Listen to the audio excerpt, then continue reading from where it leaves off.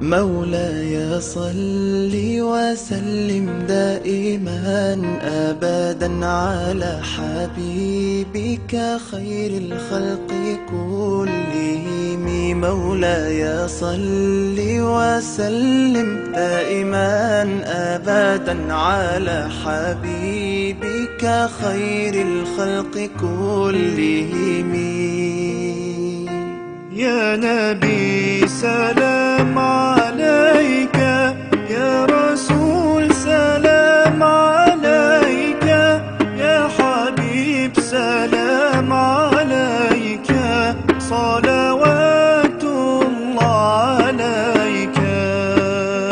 سلام عليك يا رسول الله، السلام عليك يا حبيبي يا نبي الله. السلام عليك يا رسول الله، السلام عليك يا حبيبي يا نبي الله يا رسول الله.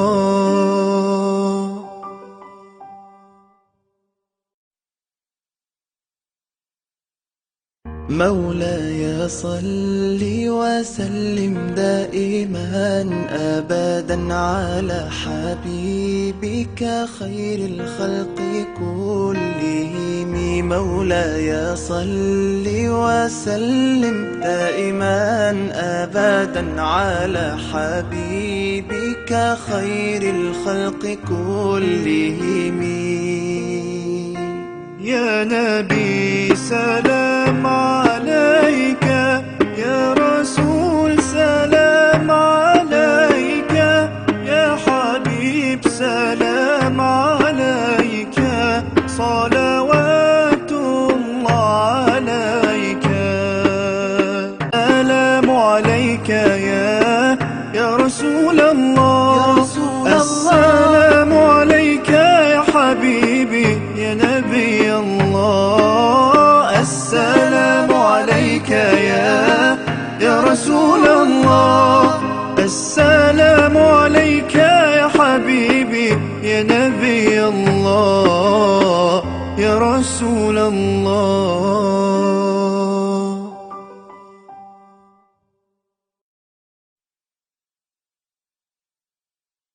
مولاي صل وسلم دائما أبدا على حبيبك خير الخلق كلهم.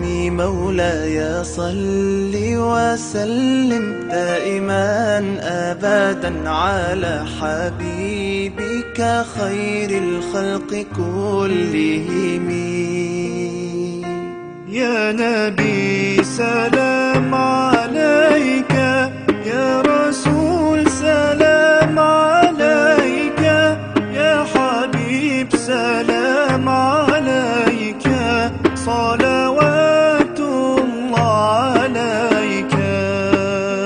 سلام عليك يا رسول الله، السلام عليك يا حبيبي يا نبي الله. السلام عليك يا رسول الله، السلام عليك يا حبيبي يا نبي الله يا رسول الله.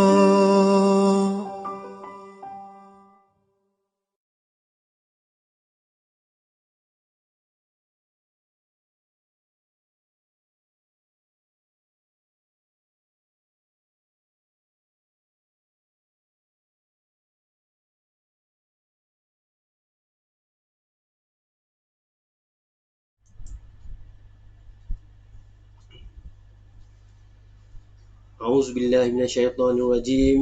Bismillahirrahmanirrahim. Assalamualaikum warahmatullahi wabarakatuh.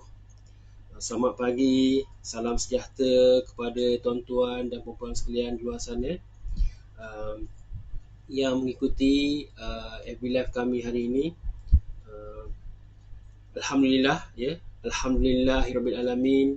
Wassalatu wassalamu ala asyrafil anbiya'i wal mursalin wa ala alihi wa sahbihi ajma'in. Alhamdulillah, segala puji dan kesyukuran kita ucapkan kepada Allah Subhanahu Wa Taala yang banyak melimpahkan rahmatnya kepada kita, melimpahkan hidayahnya kepada kita, melimpahkan rezekinya kepada kita dan juga kepada seluruh makhluk yang diciptakannya. Dan juga kita jangan lupa ya, selawat dan salam kita kepada junjungan besar kita Nabi Muhammad SAW, kepada para isteri baginda, kepada ahli keluarga baginda, kepada para sahabat baginda dan juga kepada golongan yang mengikuti baginda sampai hari kiamat, insya-Allah. Okey, baik tuan-tuan dan puan-puan sekalian, apa khabar? Kami di Tamar mendoakan agar kita semua dan juga keluarga diberikan oleh Allah Subhanahu Wa Taala akan kebaikan di dunia, diberikan oleh Allah Subhanahu Wa Taala akan kebaikan di akhirat dan juga diselamatkan oleh Allah Subhanahu Wa Taala dari api nerakanya. Okey, baik tuan-tuan dan puan-puan sekalian, sebelum saya meneruskan webinar saya hari ini seperti biasa, jangan lupa tuan-tuan puan-puan bolehlah share, tagkan kepada kawan-kawan yang lain. Sama-sama kita berkongsi ilmu. Mudah-mudahan perkongsian ilmu hari ini mendapat pahala di sisi Allah Subhanahu Wa Taala dan juga mudah-mudahan pahalanya berpanjangan sampai hari kiamat. Okey, baik tuan-tuan dan puan-puan sekalian, sebelum saya meneruskan webinar saya nak bagi beberapa perkongsian tajuk-tajuk perkongsian saya hari ini. Yang pertama, saya akan kongsikan seperti biasa tajuk berkenaan dengan perniagaan, yang mana hari ini saya nak kongsi berkenaan dengan satu tajuk yang menarik untuk diri saya dan tuan-tuan dan puan sekalian di luar sana, iaitu tajuknya berkenaan dengan style Rasulullah SAW berbisnes. Style Rasulullah SAW berbisnes. Itu satu yang pertama. Yang kedua, saya nak kongsikan juga satu skema untuk mungkin tuan-tuan dan puan dah tahu. Yang mana belum tahu tu saya nak kongsikan skema yang kita harus berhati-hati di luar sana. Bila banyak orang duduk di rumah, bila banyak orang buka handphone, banyak duduk habis dengan laptop sambil bekerja semua. Jadi skema ni memain peranan lah, kena hati-hati. Itu yang kedua. Yang ketiga, perkongsian saya ialah berkenaan dengan masih lagi berkenaan dengan peluang perniagaan dropship ataupun ejen yang kami sedang masih lagi cari untuk bersama-sama kami untuk perbaiki lagi ekonomi tuan-tuan dan puan-puan di luar sana ataupun orang-orang yang tuan-tuan dan puan kenal di luar sana. Dan juga yang terakhir ialah saya nak kongsikan satu bukan topik tetap tapi satu kita panggil cabaran lah, satu cabaran daripada tim usahawan kami lah, satu grup kami yang mana dia minta kongsikan dalam FB Live hari ini cabaran perniagaan kami 5 tahun ke depan. Apa akan plannya, apa akan berlaku lah, apa impiannya. Dan juga itu saja beberapa topik yang saya kongsikan hari ini. InsyaAllah tuan-tuan puan dapat mengikuti satu-satu dan juga jangan lupa tagkan, sharekan di luar sana, insyaAllah. Okey, baik tuan-tuan dan puan sekalian, tanpa melengahkan masa saya nak kongsikan tajuk hari ini, iaitu berkenaan dengan style Rasulullah SAW berniaga. Dan sebelum tu saya nak ingatkan tuan-tuan dan puan sekalian bahawa bila kita sebut Rasulullah SAW, jangan lupa kita balas balik dengan SAW. Okey, baik. Bila bercakap tentang style Rasulullah SAW berniaga ni, sebelum tu saya nak kongsikan sikit macam mana seberengkas permulaannya Rasulullah SAW berniaga. Pengalaman baginda berniaga ni yang pertama-tama kali ni ialah bersama dengan bapa saudaranya, iaitu Abu Talib, iaitu mereka berniaga di Syam sana lah. Dan di Syam ni, dulu Syam, sekarang dia terbagi pada tiga negara, iaitu Syria, Jordan dan juga Palestin sana. Okey, baik. Tapi pada masa berniaga dengan Abu Talib ni, beliau pergi di Syria sana. Dan masa tu umur beliau, umur Rasulullah SAW masa tu sekitar 12 tahun. Ya. Dan juga dalam perjalanan pertama beliau berniaga ni ke Syam ni, baginda Rasulullah SAW ni banyak dia belajar mengenal tentang teknik-teknik strategi-strategi perdagangan lah. Bukan itu saja, di samping tu dia orang jalankan secara berkumpulan unta-unta dengan kuda semua. Jadi dia orang bukan saja belajar, Rasulullah bukan saja belajar pasal teknik dan strategi berniaga semua ni. Di samping itu dia belajar juga tentang landscape padang pasir tu, cuaca, dan juga timing, semua tu banyak dia Rasulullah SAW belajar. Dan juga bila bercakap pula pasal pasar-pasar ni pula, beliau banyak mengenal, dia orang mula build the relationship dengan peniaga-peniaga dan juga pembeli-pembeli di sana lah, di Syam sana. Dan juga daripada situ kita tahu Rasulullah SAW ni dia terkenal dengan sifat kejujuran ni. Jadi dengan sifat kejujuran dia itulah dia mampu dia memperniagakan ataupun dia menjual barang-barang barang-barang dagangan yang dibawa ni, especially ataupun terutamanya selepas tu dia berniaga, dia membawa barang-barang perniagaan Sayyidatina Khadijah, yang mana keuntungan yang diberi, yang dibawa balik selepas berniaga di Syam sana berlipat kali ganda, berlipat kali ganda keuntungan tu. Masa tu Rasulullah dalam umur remaja lah, umur remaja dan masuk ke dewasa. Jadi dan juga sebelum tu Rasulullah SAW banyak juga menjalankan kerjasama dengan Sayyidatina Khadijah. Masa tu usia dalam 25 tahun lah, membawa barang perdagangan ni semua. Dan juga kita tahu antara ciri-ciri Rasulullah SAW itu sendiri bukan sekadar kerana berniaga. Dalam diri Rasulullah SAW sendiri, dia sentiasa bersikap jujur, adil, ramah dan mesra, dan juga kepada sesiapa saja, bukan sahaja kepada pembeli, bukan sahaja kepada peniaga-peniaga lain, malah kepada semua orang. Dan akhlak, kalau kita tengok akhlak yang beginilah yang kita panggil intangible value. Dia ada dua, tangible value, intangible value. Intangible value ni lah yang membawa kepada kejayaan Rasulullah SAW di dalam bidang perniagaan. Dan juga satu lagi perkara, baginda bukan saja berniaga, di samping itu baginda juga bukan berniaga, maksud saya baginda juga dia cara Rasulullah berniaga tu ada juga disebut dalam Al-Quran dan hadis. Antara asas-asas perniagaan yang ada pada beliau lah, Rasulullah SAW dia asas tauhid dia, asas kejujuran dia, atas keadilan sosial dia, asas kebebasan, tanggungjawab, dan banyak lagi ciri-ciri yang ada Rasulullah ada dalam akhlak-akhlak yang ada dalam, yang diterangkan dalam Al-Quran. Dan mengikut riwayat Nabi dia kalau menjual barang tu tak seperti yang diamalkan oleh kebanyakan peniaga lain lah ketika itu. Nabi banyak berfikir out of the box, dia banyak berfikir pada luar daripada kotak pemikiran orang biasa. Jadi Rasulullah berniaga bukan saja di kalangan dengan orang Arab, malah bukan Arab juga semasa berniaga di Syam. Okey, baik. Kalau biasanya kita tengoklah, kalau kita dah baca, biasanya orang-orang zaman tu berniaga, dia kebanyakannya diorang ni menjual pada harga yang tinggi. Dan bukan makna Rasulullah jual harga yang sama tinggi. Rasulullah pun tetap jual harga yang tinggi. Tinggal lagi value yang ada pada diri Rasulullah itu sendiri, seperti kejujuran, ramah mesra tu, selalu senyum tu yang menyebabkan orang tak kisah sangat dengan harga tu. Diorang lebih kepada kata orang personal touch tu, human being punya personal touch. Okay, baik.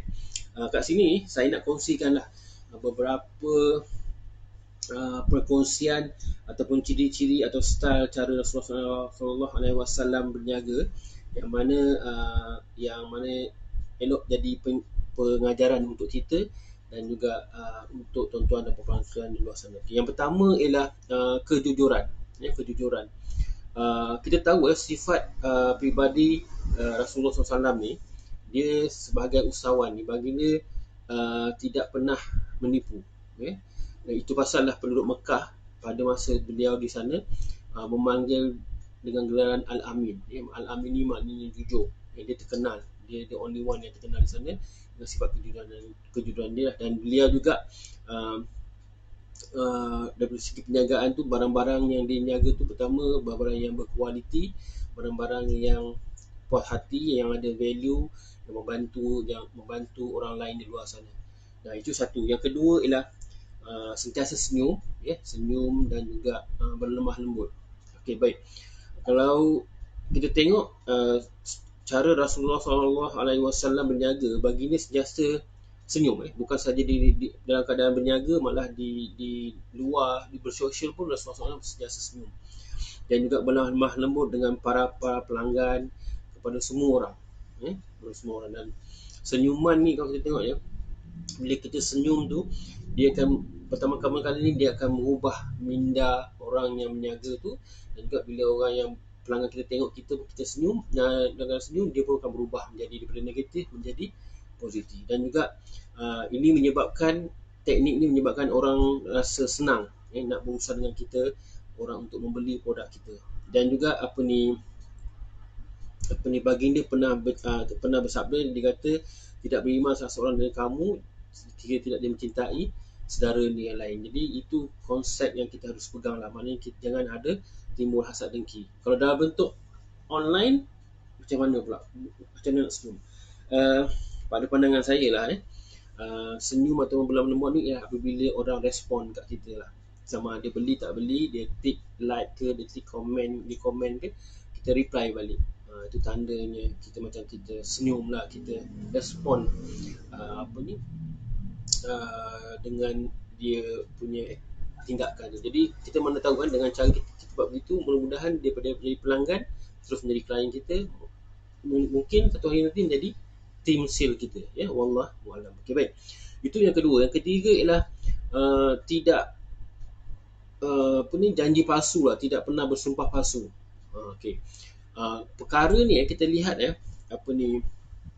dalam satu hadis terhadap saya riwayat Muslim, yang mana ada mengatakan penjual dan pembeli ni dia memiliki hak yang memilih selama sebelum berpisah. Dan apabila mereka jujur dan mahu menerangkan barang, mereka mendapat berkat dalam jual beli itulah. Dan jika mereka berbohong dengan menutupi cacat celah barang tu, akan dihapuskan keberkatan jual beli mereka. Maknanya jual beli ni dia ada keberkatannya. Jadi kita kalau boleh jangan elakkan penipuan, jangan elakkan sumpah palsu ni. Kalau rasa tak boleh, kita mengaku dia tak boleh. Lebih baik kita berjujur daripada kita menipu, dan kemudian hari akibatnya benda tu akan jadi viral, sudahnya orang tak percaya dengan produk kita, seterusnya tidak percaya dengan perniagaan kita. Dan juga kemudian satu lagi, macam tidak memberi gambaran kepada produk kita tu, kita semua baik je. Kita tahu kan tak ada satu benda pun yang sempurna, jadi kita semua baik. Jadi itu satu benda yang kita harus fikirkan jugalah. Itu yang ketiga, tidak bersumpah palsu. Yang keempat, tidak bertengkar. Tidak bertengkar dengan pelanggan. Ini macam mana? Dia tidak bertengkar ni maknanya especially bila ada feedback lah, sama ada kalau feedback positif tu tak ada masalah. Jadi kalau ada feedback negatif tu lah, kadang-kadang kita pun panas telinga juga, walaupun kita ni founder ataupun kita ni dropship ataupun kita stockist, kalau kita dapat feedback tu, kita kena buka minda kita sentiasa fikir positif, just kita terima je feedback tu. Pasal apa? Feedback ni is gold. Feedback ni is gold. Daripada feedback tu nanti kita dapat ambil hati klien-klien yang negatif ni menjadi pelanggan kita. Okay, baik. Itu yang keempat. Yang kelima ialah kita kalau berniaga ni, kita konsep Rasulullah ni, dia tidak semata-mata mengejar keuntungan semata-mata. Memang berniaga nak untung, tapi janganlah itu jadikan sebagai satu fokus sahaja, bukan satu objektif sahaja. Rasulullah SAW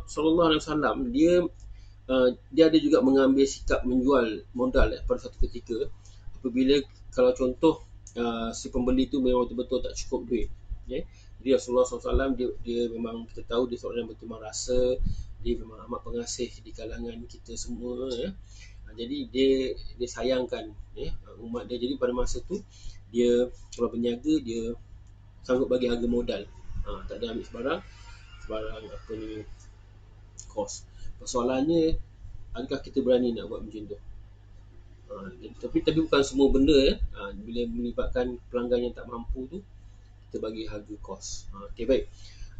Saya kata itu saja saya nak kongsikan untuk tajuk apa ni kita panggil subtajuk saya hari ini berkenaan dengan style Rasulullah sallallahu alaihi wasallam menjaga.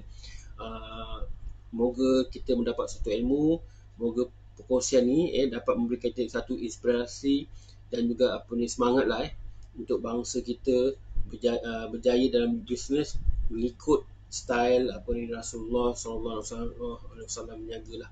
Dan bukan itu saja poinnya, banyak lagi poin-poin yang kita harus buat kajian cara Rasulullah sallallahu alaihi wasallam berniaga. Dan juga kita pula perlulah ambil ini sebagai contoh dan juga pasangkan niat kita untuk bertindaklah ya. InsyaAllah Allah memudahkan urusan kita. Pendek kata pepatah Melayu, di mana ada kemahuan di situ ada jalan. Okey, baik tuan-tuan dan puan-puan sekalian, sebelum saya meneruskan lagi topik kedua saya berkenaan dengan peluang perniagaan yang kami buka kepada tuan-tuan dan puan sekalian. Sebelum tu saya ingin perkenalkanlah diri saya kepada tuan-tuan perempuan yang belum mengenali diri saya. Saya Abdul Rahman bin Muhammad Nur.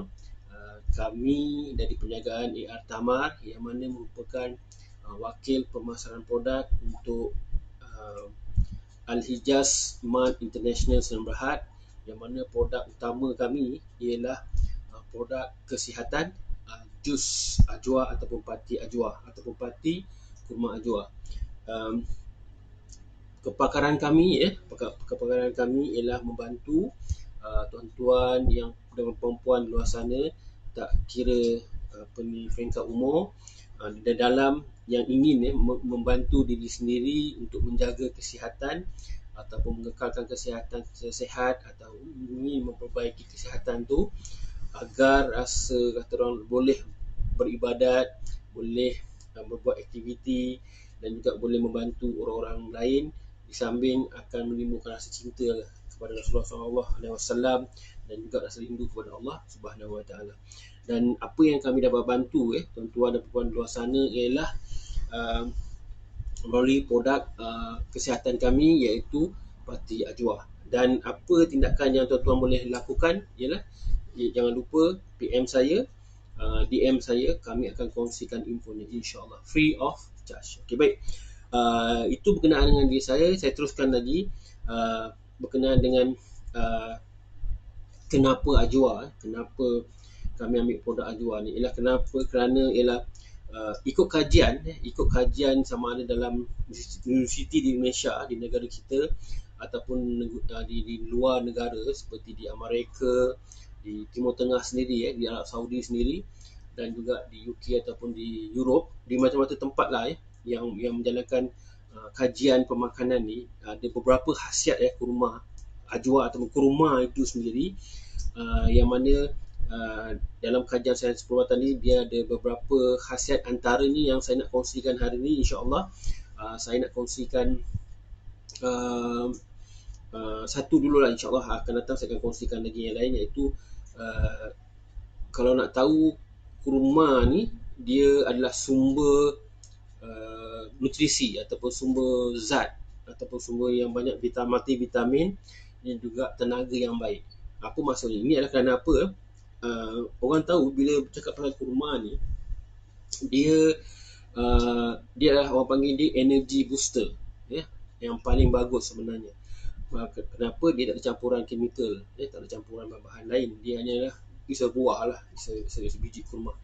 Dan juga dia mempunyai, kalau kajian, dia mempunyai lebih 50% gula yang mana mengandungi sirat yang tinggi. Kalau gula yang kita makan tu belum tentu ada sirat lagi, tapi ini gula mempunyai sirat yang tinggi, yang mana gula ni cepat dia bertindak balas dalam badan kita untuk menukarkan tenaga. Dia paling cepat diserap dan cepat dia terus convert menjadi tenaga. Itu pasal bila kita berpuasa tu, digalakkan kita berbuka dengan kurma. Kita tahu kan bila petang tu kita dah kekurangan tenaga, dah habis tenaga, kita nak buka tu kita makan kurma, jadi kita rasa boostkan balik kita punya energi tu balik untuk kita makan benda lain ataupun untuk kita solat maghrib dulu. Itu biasa. Tapi persoalan ni, kurma ni bukan hanya untuk bulan Ramadan ataupun bulan masa kita puasa sunat. Soalan dia bukan. Pasal apa? Pasal Nabi sendiri dan juga para sahabat makan kurma ni setiap hari. Setiap hari. Terutamanya kurma ajwa tu. Yang mana kalau kurma tu sendiri ada khasiatnya. Bayangkanlah kurma ajwa tu lebihlah banyak khasiatnya, yang mana the only ataupun satu-satunya kurma yang ada disebut dalam hadis. Kurma banyak saya difahamkan kalau tak salah ada beribu jenis kurma di dunia ni. Tapi dalam banyak beribu, satu je yang ada hadis berkenaan kurma, iaitu ajwa tu sendiri. Dan banyak juga hadis menceritakan tentang kelebihan ajwa ni dalam hadis. Okey, baik.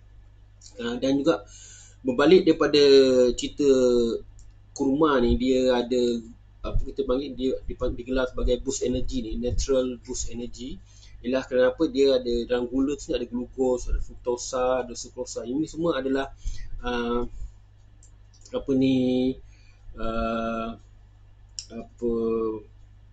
memberikan tenaga semula jadilah untuk diri kita.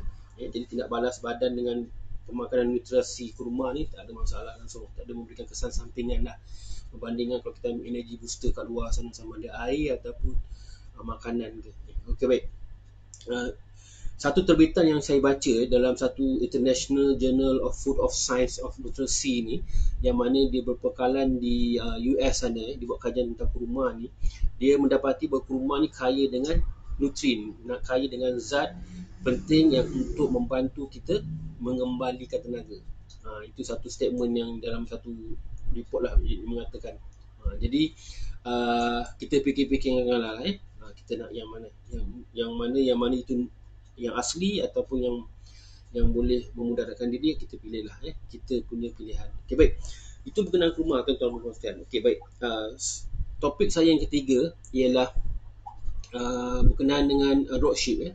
Kami sekarang ni sedang mencari dropship, bakal dropship kami yang di luar sana, yang mana yang berminatlah untuk menambahkan pendapatan. Sesiapa yang di luar sana yang ingin menambahkan pendapatan, contohnya lah macam suri rumah ataupun student yang masih mencari pekerjaan, ataupun sesiapa yang terkesan dengan COVID-19 sejak 2 tahun lepas lagi, yang mana kena buang kerja ke, yang kena potong gaji ke, dan seumpamanya yang berminat ataupun pesara kerajaan ataupun pesara swasta yang berminat untuk berniaga sesampingan dan ingin dibantu dari segi ekonomi, ingin menaikkan ekonomi diri sendiri atau keluarga tu, kami ingin bantulah. Dan kekosongan kami buka tak ramai, dia cukup, dia group tu nanti kami akan tutup dan kita akan buka tu tak tahu bila lah. Kita akan train yang ada ni dulu, lepas tu mungkin dah satu level berjaya baru kita akan buka ke, wallahualam. Tapi peluang ni kami buka masa dia sangat terhad lah. Dan juga untuk pengetahuan semua, pendaftaran untuk dropship kami ni percuma. Macam di luar tu kita ada dengar ada yang charge RM10, RM30 dan seumpamanya. Kita tak, kita bagi percuma. Dan juga basicnya tidak ada perlu modal yang diperlukan. Dan tidak perlu simpan stok. Okey. Jus ni tak perlu simpan stok di rumah, tidak perlu postkan barang pada klien-klien tuan-tuan dan perempuan sekalian lah, ataupun bakar-bakar dropship kami. Itu semua kami akan buat sendiri. HQ kami buat. Dan bukan itu saja, kami akan bantu bakar-bakar dropship kami di luar sana dengan kami akan sediakan bahan pemasaran tu. Macam contohlah bahan pemasaran tu, macam gambar-gambar klien kami yang dah pernah membeli, yang menggunakan testimoni mereka, video-video pemasaran untuk memasarkan produk ni, untuk digunakan untuk bakar-bakar dropship kami ni gunakan untuk bantu mereka membuat pemasaran di sosial media mereka ataupun di mana-mana saja. Okey, itu satu. Yang kedua, kami akan support juga bakar-bakar dropship kami ni dengan kami sediakan platform seperti FB Group, ya, WhatsApp group dan juga Telegram group, yang mana dalam group-group ni kita akan masukkan bakal-bakal dropship kami ke dalam tu, dan kami akan kongsikan lah info-info terkini, info-info berkenaan kurma, tamat berkenaan dengan ajwa ni, info-info berkenaan dengan kajian saintifik makanan ajwa dan seumpamanya lah, yang mana boleh membantu lagi pemasaran, melancarkan lagi pemasaran bakal-bakal dropship kami di luar sana. Dan kami bagi lagi coaching. Coaching ni kami akan sediakan dalam bergrup lah. Mana kita akan sediakan dalam platform Zoom ke, platform Skype ke, ataupun Google Meeting. Kita akan buatlah sesi coaching ni ataupun perkongsian ni. Dan juga kami akan bagi reward. Kita habis dekat situ saja, kami akan bagi reward kepada dropship kami yang berjaya achieve target jualan, sama ada dalam bentuk bulanan, 3 bulan ke 6 bulan ataupun 9 bulan ataupun dalam 2 tahunan. Kita akan bagi dropship bagi menghargai usaha pemasaran yang dibuat tu. Dan yang penting, yang paling penting sekali ialah sesiapa yang ingin join dropship kami ni perlulah rajin, perlulah committed. Itu yang penting. Dan jangan lupa, sebarang pertanyaan boleh PM kami, DM kami. InsyaAllah kami akan bagi infonya. Okey, baik. Itu satu perkara. Satu lagi topik pagi ini berkenaan peluang perniagaan. Dan akhir sekali, saya akan kongsikan juga seperti mana saya janjikan, iaitu saya akan ceritakan satu scammer lah. Satu scammer yang mungkin tuan-tuan perempuan dah tahu dah sebelum ni, iaitu bila kita terima panggilan daripada nombor daripada luar negara. Kalau sesiapa yang ada terima panggilan nombor daripada luar negara, boleh komenkan di bawah apa nombor tu. Dia macam ni, dalam satu laman sesawang sebenarnya .my, dia kata dia berpesan lah, dia berpesan waspada kalau ada terima panggilan daripada luar negara, nombor-nombor daripada luar negara. Dia kata orang ramai dinasihatkan supaya tidak menjawab telefon tu, jangan jawab, biarkan.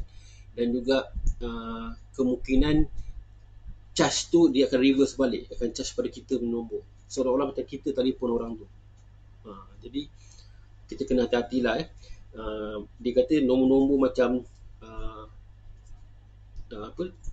plus 375, plus 371 ataupun 081 jangan ambil lah. Kena berhati-hati. Kalau boleh, laporkan kepada pihak berwajib lah, polis ke ataupun kita punya multimedia, kementerian multimedia ke, ataupun yang berkaitan lah untuk mereka ambil tindakan. Okey, baik. Itu saja perkongsian saya hari ini berkenaan topik hari ini. Yang pertama tadi saya kongsi pasal tajuk yang melibatkan perniagaan. Hari ini saya kongsikan berkenaan dengan style, cara Rasulullah SAW berniaga. Kemudian saya ceritakan sikit kelebihan kurma ajwa tu. Yang ketiga kami kongsikan juga peluang perniagaan bersama kami, insyaAllah. Yang keempat ni berkenaan dengan scammer, untuk pengetahuan kita bersama. Dan yang kelima, saya ingin kongsikan, ini bukan topik tetap, tapi saya kena buat pasal apa ini dalam grup usahawan sesama kami lah, yang dimentorkan. Jadi saya ingin kongsikan berkenaan dengan cabaran perniagaan kami, iaitu saya ni 5 tahun akan datang. Okay, pertamanya macam ni, kalau dah 5 tahun tu saya berimpian bahawa perniagaan ajwa ni pertama dapat membantu orang-orang yang di luar sana dalam mempertingkatkan lagi ekonomi diri dan keluarga. Dan juga harapan saya pertama dapat mencapai cita-cita saya untuk terus lagi belajar berniaga ke level yang lebih tinggi, mungkin ke level mudah-mudahan ke title premier, satu title yang mana kita lebih dekat dengan kita punya mentor. Mentor ni orang yang macam saya cerita itu, orang yang akan guide bisnes kita secara serius lah, secara betul. Ada orang yang tunjuk ajar kan. Dan juga impian saya 5 tahun akan datang ialah, pertama, apa yang saya impikan untuk diri saya tercapai, Alhamdulillah. Impian saya untuk bantu mak bapak saya pun tercapai, isteri saya dan juga anak-anak saya tercapai, bantu ahli keluarga saya tercapai. Saya bantu orang-orang yang luar sana yang ingin jadi tim kami pun tercapai, dan juga kita bantu juga badan-badan kebajikan di luar sana juga tercapai mudah-mudahan insya-Allah. Itulah seberringkas impian saya impikan bila dah 5 tahun akan datang berniaga, insya-Allah. Mudah-mudahan dimudahkan oleh Allah SWT. Okey, baik tuan-tuan puan-puan dan sekalian, itu saja yang saya nak kongsikan hari ini. Cukuplah sekadar itu dulu. InsyaAllah saya akan kongsikan esok dengan topik-topik yang lebih menarik. Stay tune pada waktu yang sama pukul 11 pagi. Jangan lupa tagkan, sharekan kepada kawan-kawan lain, invite mereka like page saya, agar kita sama-sama membantu dalam perkara kebajikan ni. Mudah-mudahan mendapat pahala di sisi Allah Subhanahu Wa Taala. Mudah-mudahan pahalanya berpanjangan sampai hari kiamat. Dan juga jangan lupa dalam satu hadis ada mengatakan apa yang baik dilakukan oleh seorang muslim itu ialah pahala. Dan juga kepada bakal-bakal tetamu ataupun bakal-bakal tuan-tuan puan-puan yang baru saja mengikuti Abiliah saya, jangan lupa boleh ulang share, kemudian boleh dengar kemudian video ni, dan juga jangan lupa tagkan juga kawan-kawan lain. Mudah-mudahan kita mendapat sesuatu ilmu. Okey, baik, itu saja yang saya nak kongsikan. Kepada yang dah buat tag, share video ni, saya ucapkan berbanyak-banyak terima kasih. Moga-moga kita mendapat satu ilmu, dan juga terima kasih banyak-banyak daripada kami yang telah mengikuti Abiliah ni secara komited dan konsisten. Okey, pesanan saya terakhir sekali berkenaan COVID ni, jangan lupa amalkan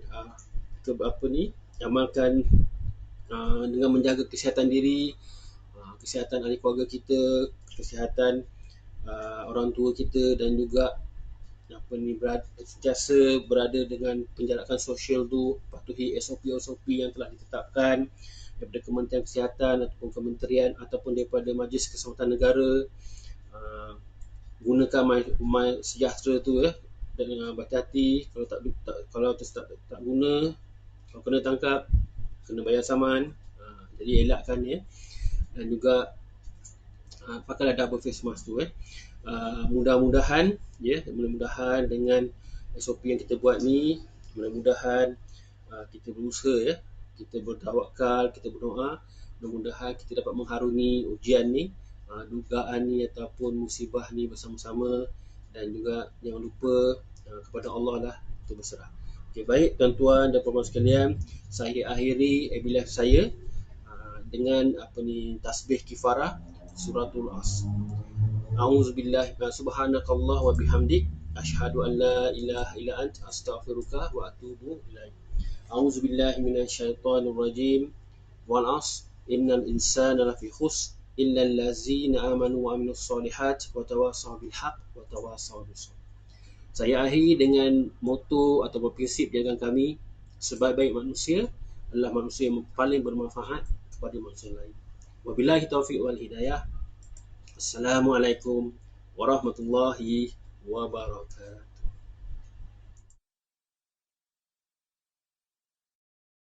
مولاي صل وسلم دائما أبدا على حبيبك خير الخلق كلهم. مولاي صل وسلم دائما أبدا على حبيبك خير الخلق كلهم. يا نبي سلام عليك، يا رسول سلام عليك، يا حبيب سلام عليك، صلوات الله عليك. سلام عليك يا رسول الله، السلام عليك يا حبيبي يا نبي الله. السلام عليك يا رسول الله، السلام عليك يا حبيبي يا نبي الله يا رسول الله.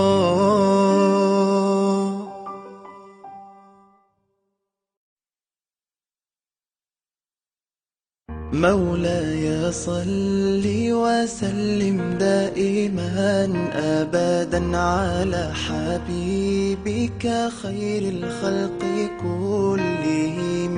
مولاي صل وسلم دائما أبدا على حبيبك خير الخلق كلهم. يا نبي سلام عليك، يا رسول سلام عليك، يا حبيب سلام عليك، صلوات الله عليك. سلام عليك يا رسول الله، السلام عليك يا حبيبي يا نبي الله. السلام عليك يا رسول الله، السلام عليك يا حبيبي يا نبي الله يا رسول الله.